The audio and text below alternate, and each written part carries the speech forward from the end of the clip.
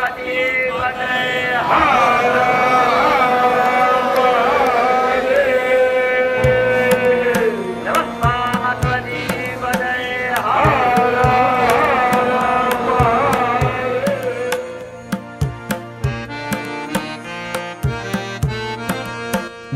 সব থেকে প্রাচীনতম শহরের কুয়াশা মাখা ভোরের গঙ্গাঘাটের গঙ্গা আরতি বা শাস্ত্রীয় সঙ্গীত শুনে জেগে ওঠা শীতের ভোরের শহর।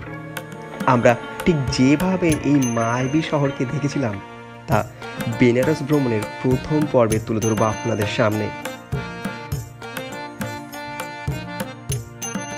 সঙ্গে থাকবে কলকাতা থেকে বেনারস পর্যন্ত জম্মু তাওয়াই এক্সপ্রেসের যাওয়ার অভিজ্ঞতা ও হোটেল ছাড়াও নানান তথ্য।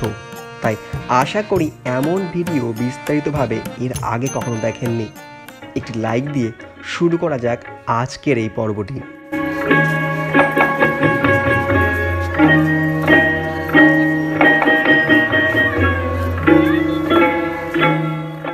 নমস্কার, আমি অভি আর চলে এসেছি নতুন একটি পর্ব নিয়ে। আর এই মুহূর্তে আমি কিন্তু কাশী ধামের পথে, আর প্রতিবারের মতো এবারও আমার সঙ্গে আছে আমার ওয়াইফ রিম্পা। আর এই প্রায় 15 ঘন্টারও বেশি এই রাস্তাতে আমরা জম্মু তাওয়াই এক্সপ্রেস যাচ্ছি। আর সরি, এটা কিন্তু আমরা জম্মু তাওয়াইতে গিয়ে আর সেই ভূস্বর্গে যাচ্ছি না, যাচ্ছি বেনারস পর্যন্ত। আর এই ট্রেনের আমাদের অভিজ্ঞতা, সেখানে পৌঁছানো, কিভাবে অটোতে বা গাড়িতে কত টাকা কি নেয় এবং পৌঁছানো, হোটেল, বিস্তারিত আরো অন্যান্য বিষয় থাকবে এই পর্বে। এই ট্রেনটি 11:45-এ কলকাতা স্টেশন থেকে ছাড়ে। আর আমরা এই মুহূর্তে আছি দক্ষিণেশ্বর স্টেশনে। এখানটায় 12:04-এ বিশেষ কারণে আমরা আজকে দক্ষিণেশ্বর থেকে ট্রেনটা ধরছি।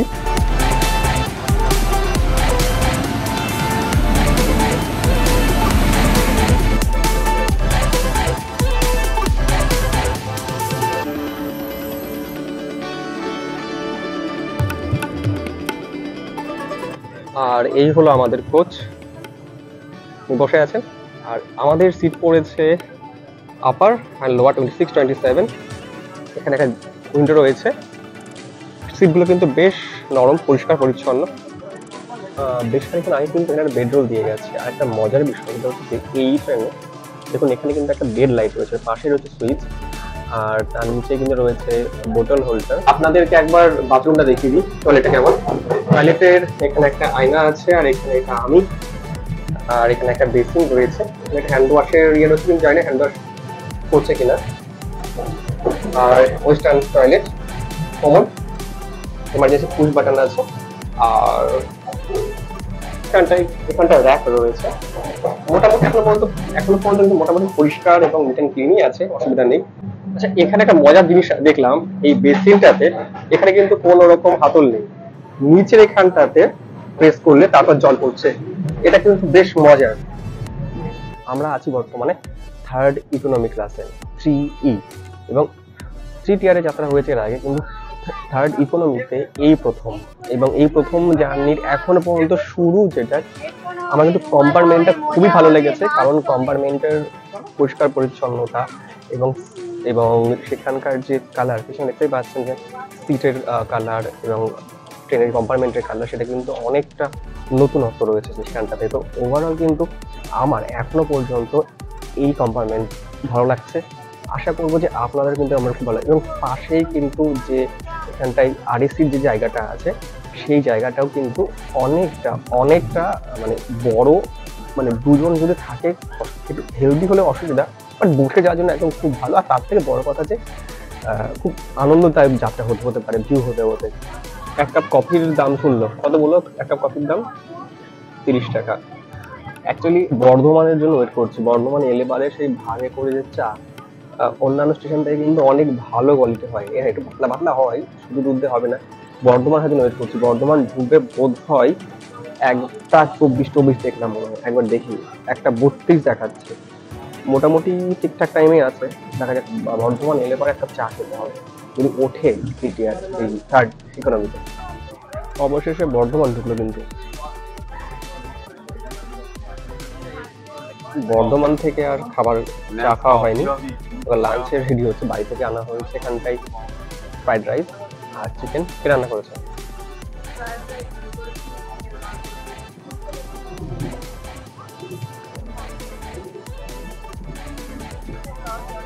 এই ট্রেনে কিন্তু প্যান্ট্রি কার আছে, তো আপনারা যদি চান সবাই কিন্তু অর্ডার করতে পারেন। আমরা বাড়ি থেকে খাবারটা এনেছি বলে আর নিলাম না। আর এর পরের স্টপ হচ্ছে পানাগড়। বেশ এই ট্রেনটাতে এত লং জার্নি কিন্তু প্রচুর স্টপ রয়েছে, প্রচুর স্টপ। তো অনেকটা সময় ডে 3-তে গিয়ে পৌঁছাবে হচ্ছে জম্মু তাওয়াইতে গিয়ে। সেক্ষেত্রে কিন্তু এই ট্রেনটা অনেকটা সময় লাগবে। নিচে রান্না কেমন লাগছে? ভালো লাগছে, নিজেরটা নিজের সবসময় ভালো লাগে। এই জম্মু তাওয়াই এক্সপ্রেস ছাড়াও কলকাতা, শিয়ালদহ, হাওড়া ও শালিমার স্টেশন থেকে কলকাতা থেকে বানারস জাংশন পর্যন্ত সরাসরি ট্রেন যায়। এছাড়াও যারা টিকিট পাবেন না তারা দীনদয়াল উপাধ্যায় জাংশনে নেমেও 18 কিমি রাস্তা অটো বা ট্যাক্সির সাহায্যে পৌঁছে যেতে পারেন বেনারসে।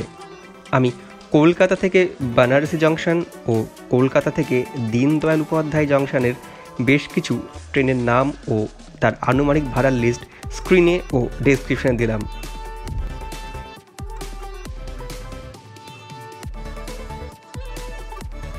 আর ট্রেন এই মুহূর্তে দাঁড়িয়েছে পানাগড় স্টেশনে। প্রত্যেকটা জায়গাতে কিন্তু বিফোর টাইমে এসে ট্রেন দাঁড়াচ্ছে। এখন পর্যন্ত কিন্তু এক্সেলেন্ট ট্রেনের যাত্রার অভিজ্ঞতা আমার তো খুবই ভালো লেগেছে। অবশ্যই আপনারা যদি এই রুটে যান এই ট্রেনটি ট্রাভেল করতেই পারেন।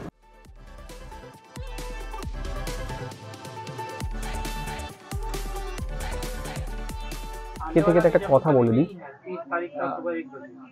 মানে কেবলই বললাম যে পানাগড় মানে বিফোর টাইমে দাঁড়িয়ে আছে, এই জন্য ভালো কথা বলতে নেই। যেই এলো আবার যাকে তাই সেই লেট। ঠিক আছে, এটুকু তো মেকআপ করে দেবে, এটুকু অ্যাডজাস্টেবল। আর একটা কথা, এই 3 ইকোনমি ক্লাসে কিন্তু ভাড়া 950 টাকার কাছাকাছি, মানে 3 টায়ারের থেকে কিন্তু নামটা কম। আর ব্যক্তিগতভাবে আমি আবারও বলছি, আমার মতে কিন্তু 3 টায়ারের থেকে এই কোচটা অনেক বেশি উন্নত। আর পরিষ্কার পরিচ্ছন্ন। প্রায় 2 ঘন্টা 2.5 ঘন্টা পর আমি টয়লেটে গেলাম, স্টিল নাও কিন্তু এখনো টয়লেটটা খুব সুন্দর, মানে নর্মাল আছে আর কি। প্লাস কোনো দুর্গন্ধ নেই, বরং ভালো একটা সেন্ট বার হচ্ছে। আর একটা ইম্পর্টেন্ট কথা, সেটা হচ্ছে যখন বেশ খানিকক্ষণ আগে ট্রেন ছাড়া কিছুক্ষণ পরেই কোচের অ্যাটেন্ডেন্ট এলেন। তিনি এসে প্রত্যেক জনের কাছে যাচ্ছে আর বলছে যে যদি কোনো সমস্যা হয় পেট্রোল জাতীয় বা কিছু যেন তাকে জানানো হয়।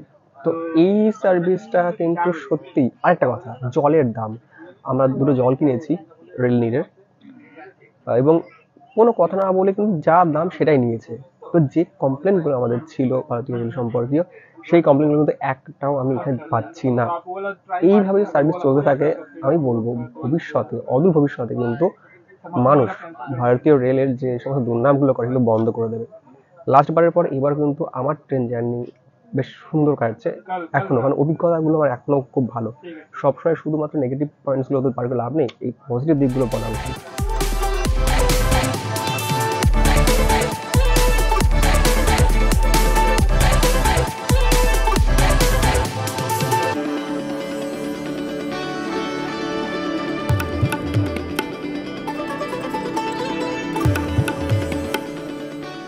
দুপুরবেলা ঘুমিয়ে পড়ার পর যখন উঠলাম তখন দেখলাম অলরেডি সন্ধ্যা হয়ে গেছে।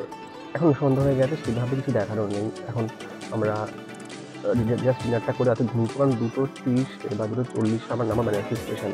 তারপর নেমে আমাদের তারপরের যে হোটেলে পৌঁছানো এবং সকালবেলা বেনারস কেমন কী সমস্ত কিছু তুলে ধরবো এই পর্বেই। তাই ভিডিওটা কিন্তু শেষ পর্যন্ত অবশ্যই দেখবেন। আর এখনো পর্যন্ত ভিডিওটা কেমন লাগলো জানাতে ভুলবেন না। যারা লাইক করেনি অবশ্যই লাইক করবেন। আর যদি কোনো প্রশ্ন থাকে মনে, অবশ্যই কমেন্টে জানাবেন, আমি যথাযথ উত্তর দিতে চেষ্টা করব। ট্রেন থামলো। এক প্রকার গভীর রাতেই ট্রেন থেকে নেমে রওনা হলাম হোটেলের উদ্দেশ্যে। সরি, আমি মানে এইভাবে বলছি কারণ নেমে প্রচন্ড ঠান্ডা ফিল হচ্ছে। আমরা নেমে 40 মিনিট, মানে নেমেছি 40 মিনিট লেটে, আর এই মুহূর্তে দাঁড়িয়ে আছি বানারসি স্টেশনে এবং সেই পৌরাণিক শহরে। যাই হোক, এখানে নেমে এই এখন যেমন বাজে ভোরে নয়, রাত 3:20। তো এই সময়টা কিন্তু অটো ভাড়াটা বেশি চাইবে। আমাদের কিন্তু ভাগ্য ভালো, একজন বয়স্ক মানুষ ঠিকঠাক অটো ভাড়া চেয়েছেন 50 টাকা দিনের বেলা থেকে বেশি। হোটেল অলরেডি বুক আছে, আমরা এখন সেখানেই যাব। ট্রেন থামলো। এক প্রকার গভীর রাতেই ট্রেন থেকে নেমে রওনা হলাম হোটেলের উদ্দেশ্যে। হোটেলে পৌঁছেই লাগেজ রেখে সঙ্গে সঙ্গে আমরা চলে আসি अस्सी ঘাটে। আর সেখানে পৌঁছে যে বেনারসের ছবি আমরা দেখতে পাই তা আপনাদের সামনেও রইল।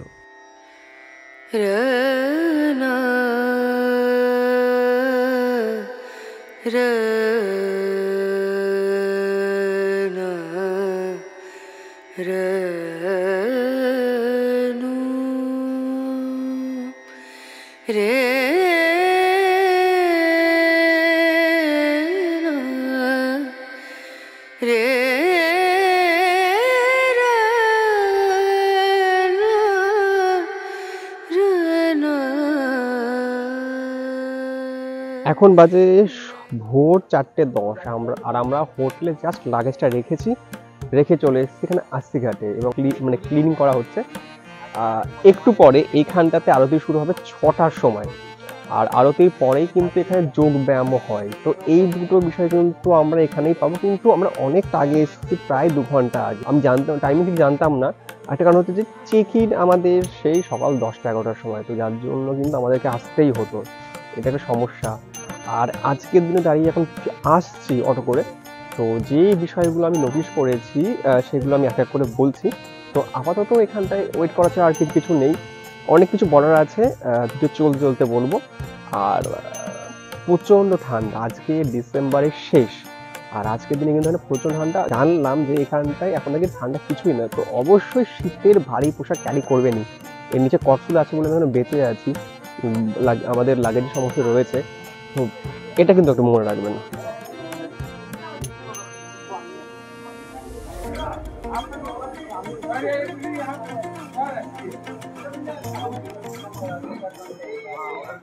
আহা আহা, কলকাতার মাটির ভাড়ির চা আর এখানটায় এসে মাটির কাপে চা, এটা কিন্তু টেস্টটা দারুণ। 15 টাকা নিল।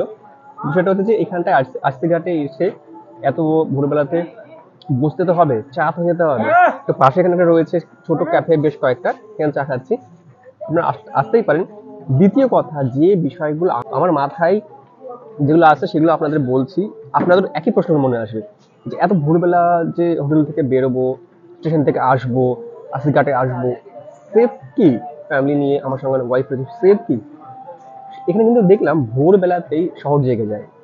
আসছিলাম, বেশ মার্কেট সবজির দোকানগুলো খুলছে, রাস্তাঘাটে টোটো চলাফেরা করছে, ফাঁকা টোটো, মানে যদি প্রয়োজন হয় মানে আমরা চাইতেই পারি টোটো, অটো, লোকজন রয়েছে। ঘাটে এসে লোকজন ভরে গেছে, আর এখানে তো লোকজন আস্তে আস্তে মানে বেশি হচ্ছে। তো 4টের পরে, এই 3টে-4টের পরেও কিন্তু এখানটায় শহর জেগে, তো এখনো কিন্তু আমাদের কোনো প্রবলেম হয়নি। তো আমি জেনারেলি এতটা রিস্ক নিতাম না, কিন্তু দেখলাম যে অতটা প্রবলেম হচ্ছে না। তো এই বিষয়ে কিন্তু নিশ্চিত থাকতে পারেন, মানে আমি সেটা দিচ্ছি না, বাট আমার কোনো প্রবলেম হয়নি। একটু সময় যেতেই কানায় কানায় মানুষের ভিড়ে ভরে উঠল এই ঘাট। এইখানে দেখুন, এটা কিন্তু গঙ্গা, এই মুহূর্তে কিন্তু কুয়াশায় পুরো মানে ভরে গেছে। আর এই দিকটাতে এখন আরতি শুরু হবে, শুরু হওয়ার প্রাককালে এইখানটাতে বর্তমানে যেভাবে ওয়েদারটা রয়েছে, পুরো কুয়াশা মাখানো, একটা গন্ধ বলুন, স্বাদ বলুন, বা একটা দারুণ একটা অ্যাটমসফিয়ার সৃষ্টি করেছে। অবশেষে অপেক্ষার অবসান। আমার সামনে শুরু হলো বেনারসের ঘাটের ভোরবেলার আরতি।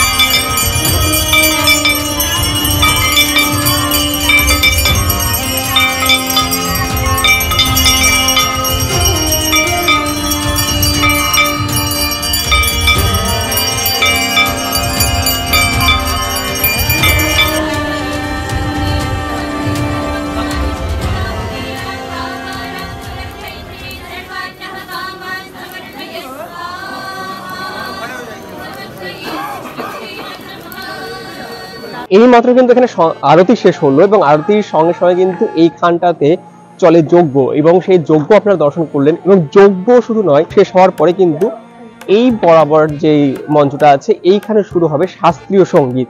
তো এই আরসি ঘাট যদি ভোরবেলাতে আসেন তাহলে পর্যন্ত একসঙ্গে শুধুমাত্র আরতি নয়, আরতির সঙ্গে পাবেন যজ্ঞ, শাস্ত্রীয় সঙ্গীত এবং এই বেনারস বা কাশীর যে সম্পূর্ণ যে ভাইব সেটা কিন্তু পাবেন। হঠাৎ করে যখন নিজেরা এইভাবে চলে আসে আমার স্ক্রিনে, তখন কাজের ডিস্টার্ব ফিল না হয়ে বরং ভালোই লাগে।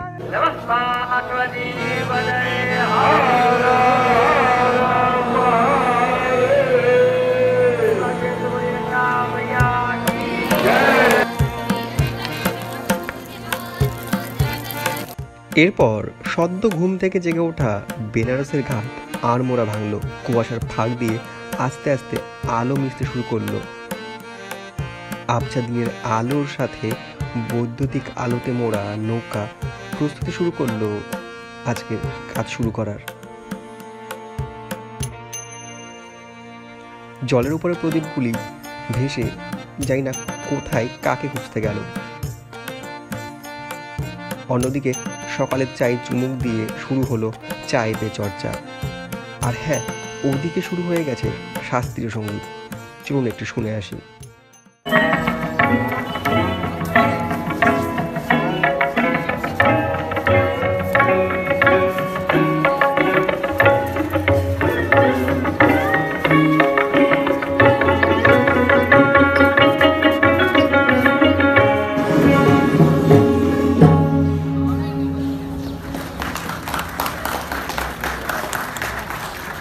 এরপর আমরা হোটেলের দিকে রওনা হলাম, যেখানে লাগেজ রেখে ঘাটে এসেছিলাম, কিন্তু পৌঁছেই চেক ইন করার আগেই বাধ্য হলাম সেই হোটেল ছাড়তে।